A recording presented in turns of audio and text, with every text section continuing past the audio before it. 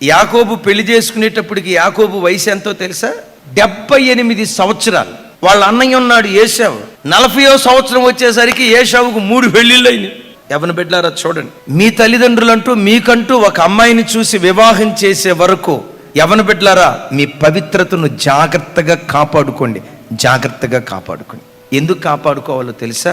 మీకు కొంచెం బాధ అనిపించినా, కొంచెం వినటానికి ఇబ్బందిగా అనిపించినా తప్పదు చెప్తా.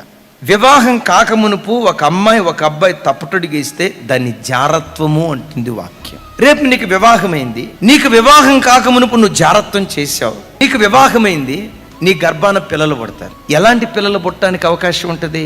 వివాహం కాకమునుపు నువ్వు జారుడుగా జారత్వం చేసిన స్త్రీగా బ్రతికితే నేను శపించట్లేదు, వాక్యాన్ని బట్టి చెప్తున్నా. రేపు నీకు వివాహమైన తర్వాత కూడా నీ గర్భాన పుట్టే పిల్లలు అలాంటి పిల్లలు పుట్టుకొచ్చే ప్రమాదం ఉంటుంది. జాగ్రత్త.